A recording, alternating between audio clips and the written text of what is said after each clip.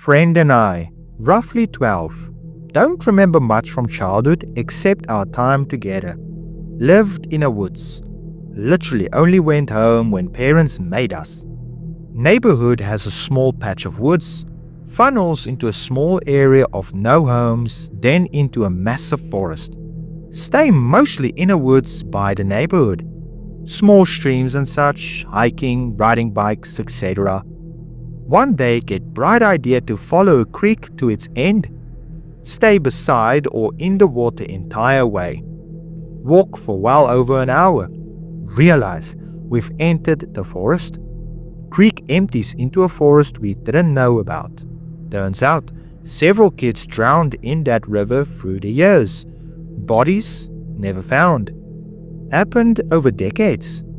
We didn't know that at the time and only found out years later when we built up the nerve to ask his dad about it. Getting late afternoon and hungry, we head back. Walk near the creek, but a little further away this time. See a large mound of earth we missed earlier. Large oak tree sitting on top. Not quite a hill, but a good 15 to 20 feet high. Decide to inspect. Notice a small opening on the side facing away from the creek.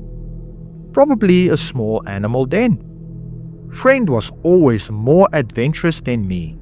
Let's investigate and on. Whatever. He starts poking around inside. Hey, it's pretty big in here. Starts digging around at entrance. Hole large enough to squeeze in. He wasn't kidding. We both fit inside. Hey, Anon, when we get home, let's grab some tools to dig this out. Why not? Get home, get grub, get tools, and we're off. The cave becomes our after-school project. Head directly there every day after school. After a couple of weeks, it was legit. 2 beds made of wood and pine branches, 2 chairs dug into the walls. We could both stand, arms raised and not touch the top. It was like an underground clubhouse. Hey Anon, wanna stay here Saturday night? Frick yeah! Tell both parents we're staying at the others overnight. Saturday night, we have snacks, board games, flashlights, slingshots, 12-year-old weapons of choice, make a fire to roast some marshmallows, screw around in the creek. Kids being kids and loving it. Climb inside at sunset. Found a round wooden tabletop we used to roll in front of the opening for a door. Used a length of pipe to push some holes through one side and the top for ventilation. Settle in. Fire goes out. Reading comic book by candlelight inside. Sounds like a freaking cannon fired. Loud snap and a ground shaking thud. WTF was that? Silence. Dead freaking silence after that. Let's check it out Anon. Are you freaking serious? Slide tabletop just a bit so we can peek outside. Friend whispers, did you see that? I couldn't talk. I was in front of him. He's basically looking over my shoulder. Saw this thing's silhouette. It was cloudy, but the moon was nearly full and gave some light. We were trapped, and this thing knew we were near. Now sniffing and gurgling from the other vent hole. We're gonna die tonight. Scratching at the door. This went on for what felt like days. Door, top vent, side vent, repeat. Looking for a way in. Looking to kill what it smelled. Not sure if shock or exhaustion, but both of us fell asleep. Woke up. Could have been hours or minutes. No noise. Could hear birds. Woke friend up. Anon, what are we going to do? I don't frickin' know, man. Can't stay here forever. Open the door. I ain't opening that, bro. We sat in silence for what felt like hours. Screw this. I'm going to look outside. Takes a while to unbarricade door. Finally do. Move it back a couple of inches. Daylight. Thank goodness. Seems clear. Count of 3 Anon. We open door and run like heck. 1, 2, 3. Door rolled open and running like frickin' Usain Bolt on coke. Gurgle hiss. Blood-curdling gurgle scream. This is it. This is how we die. Just keep running. Everything goes blank. Anon? Are you okay? Mom? Oh my gosh, Anon. What happened? I don't know. Where's friend, Anon? He's inside. He's badly hurt. Anon, what the heck happened? Begins telling Mom everything. Starts crying. Just want to see my friend. His dad's in the way. His leg is all ripped up and bleeding. Go inside sobbing. Dad's patching up friend's leg. Anon, I'm so freaking sorry. Don't be, bro. You did what I would have. We knew we couldn't stop. What happened? I don't know, Anon. I was running behind you and something grabbed my leg. I pulled away and kept running. Didn't even realize I was bleeding. His leg looked like shark bites I've seen. Shredded. Don't know how he managed the last few 100 yards. Told parents everything. Dads grabbed guns and headed back. Saw nothing. Said the top of the mound was all dug up. Another couple of inches and it would have opened up. Found huge set of paw prints deep in the mud. Massive tree branch on the ground where we first saw it. Think the thing was in the trees watching us. Never went back. Often wonder if the boys who quote-unquote drowned in the river through the years really drowned. Bodies never found.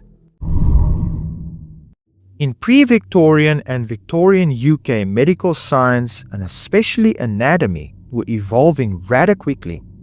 Each decade of the era brought a new breakthrough that modern medicine could never be born without.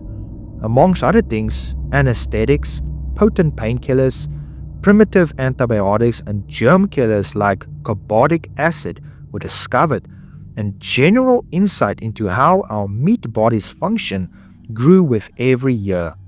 However, the young and daring scientists of the day had a huge problem. You needed to dissect bodies to find out how they worked. However, corpse dissection, even during the most liberal part of the Victorian era, was very nearly forbidden. And in 1700s, it was very nearly impossible. You could only dissect corpses of the lower classes, going through all the manners of hurdles and loopholes to get your hands even on them. Plus, since there was no refrigeration to speak of, you needed to get through those hurdles rather quickly, ere the flesh of your subject withers. Despite that fact, the famed William Hunter managed to dissect several dozen deceased pregnant girls and their fetuses at all stages of development. As a result, he had created a number of amazing sketches, pic-related, that almost look like photographs. It's hard to overstate how important this series of sketches was for the development of medicine, childbirth practices, and child health in general. And he did this completely legally, getting pregnant lady corpses that passed naturally and were freely given to science post-mortem. Only in 2010, a certain Don Shelton studied the archives of old Glasgow and old Aldenburg, where these dissections mainly took place. Turns out that in the time period during which Hunter and his associates dissected nearly 50 pregnant girls, only 12 pregnant girls were reported deceased and given to science officially. Who were the other 38, and at which state of their forced pregnancy were they allowed to know what fate awaits them at the dissection table? Visiting girlfriend. She had to move across the country to move back in with her parents because her mother was terminally ill, staying in her family's home for the trip. The guest bedroom isn't really furnished, just a rough iron bed and some old blankets. Walls plastered in some cheap wallpaper from the 70s. Only other piece of furniture is a desk and a rickety wooden chair off in the corner. would have slept in the same bed as my girlfriend, but her room hadn't gotten a new bed since she was a teenager. She's 5'4", I'm 6 feet in every direction. Trying to go to bed in the guest bedroom after a long day of hanging out with girlfriend and keeping her company. It's way too hot to get to sleep. No windows, no AC, no fan, nothing. Decide, screw it, I'm sleeping on the couch. Grab my stuff and exit the guest bedroom.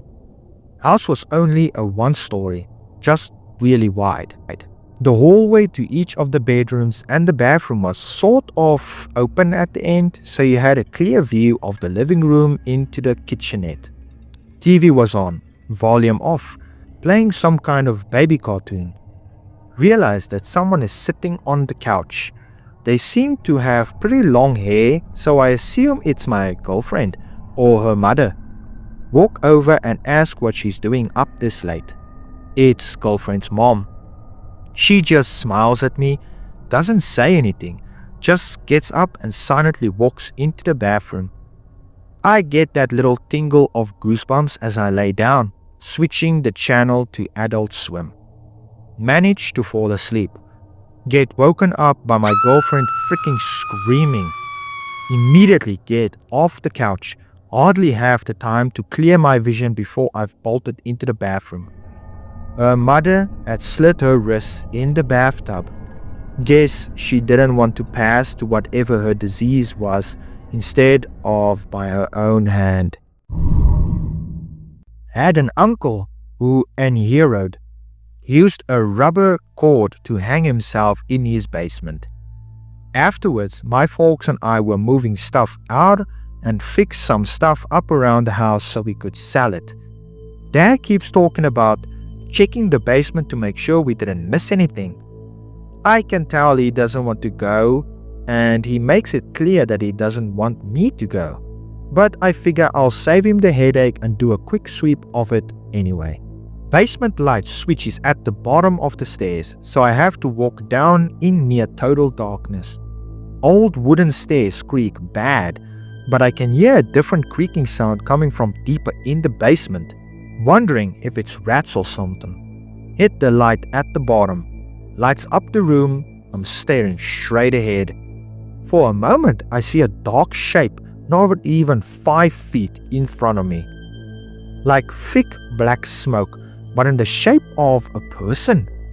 The shape seems to be swinging from side to side and creaking as it swings. My fingers were still on the switch and I just flipped it back off and walked back up the stairs. I remember feeling oddly calm. Told my dad the basement was empty. This happened years back and it's the moment that I basically became expert. This wasn't paranormal but true crime, very similar to a scene in The Strangers. In 1993, I was home alone when I was 12 years old, as my mom was out with her girlfriends and wouldn't be back till after midnight. I was used to being by myself at night for at least half the week. My mom wasn't exactly mother of the year, so I wasn't frightened or anything. Until about 9:45 that evening. Heard a knock on our glass storm front door. I was immediately freaked out because the house we rented was secluded and off a road that wasn't used that much. We never met our closest neighbors, as the closest home was very easily over 200 yards away, with a lot of vegetation in between. So I figured maybe I'll finally meet them. Instead, who I meet creeped me out hard. Very similar to that scene from The Strangers. It was a blonde, scrawny, strung out chick, covered in track marks. She had also unscrewed the bulb of our front porch light to hide her appearance. I opened the front door but still had the storm glass door locked. Thank goodness too, because before she said a word, she was yanking on it. "Is Josh here? I'm his cousin. Let me in. I need to see him," she yelled. I was freaked out but instinctively knew this was a setup for a robbery or worse. No one lives here named Josh, lady. Stop yanking on my screen," I cried. She just stopped then and looked at me with harsh, cold, dead eyes, softly muttering, "Josh," under her breath. Just then, hiding to the left of the screen door, a small man appeared, startling me. "Open now," he screamed, kicking the glass exterior door and putting a huge crack in it. I was lucky it held. I immediately slammed the front door shut, locked the deadbolt. He kicked it again, smashing it, and proceeded to start SWAT team kicking the front door. I ran to the kitchen and called 911, but heard another kick that sounded like it was going to collapse at any moment. I remembered my mom had a Ladysmith .38 in her side dresser, so I ran into her room, snatched it, and immediately positioned myself in the hallway aiming at the door. "I've called the police. I have a gun," I yelled on the top of my lungs. Another kick. Just then, right behind me, I heard the window in our kitchen shatter. I ran into the kitchen, startled to see the stung out, bleach blonde chick crawling through, one hand already on the rim of the sink. She looked up, saw I was armed and pulled back out, cutting her hand in the process. Another kick, but this time with the sound of hinges getting ripped off wood. I froze. I didn't know which room to protect myself in, paralyzed with fear that either way someone is getting in, as I couldn't be in the hallway and kitchen at the same time. I heard yelling outside, possibly the girl telling the man I had a gun, but couldn't be sure. "No! Screw that little crap! He's dying now!" I heard the man yell. Just then, I heard the operator on the phone sitting on the kitchen counter. "Hello? Hello? Can you speak to me, please?" I yelled as loud as I could. "Send the police, now! My address is..." Another kick. At this point, the front door had splintered both of its hinges. I knew one more kick and it would come down. I decided to fire the .38 in the air to show them I was armed. It wasn't freaking loaded. My mom had a pistol that I come to find out later, but never bought bullets.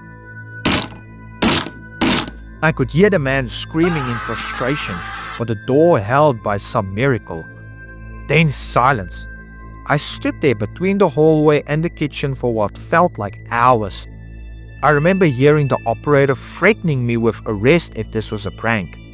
And then they were gone. The police never even came that night either, nor did my mom. I sat curled up against the wall, too scared to even get up and talk on the phone. Eventually, after 7 hours or so, I heard my mom pull up. She found me shaking with her gun in my hands, and instead of hugging me and comforting me, she accused me of breaking the door. Like I said, Mother of the Year. Once it dawned on her what really happened, she called the police again. They finally came after an hour and told us this couple had burglarized a home half a mile from ours and assaulted the old lady living there.